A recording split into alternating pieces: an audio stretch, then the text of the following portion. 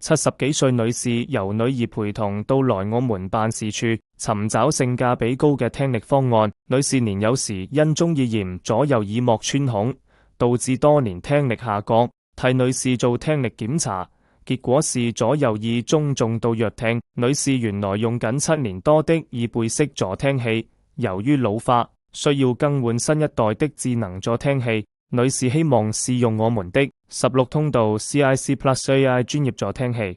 外出到繁忙嘅紅綠燈口試機，噪音抑制效果理想，人聲非常清晰。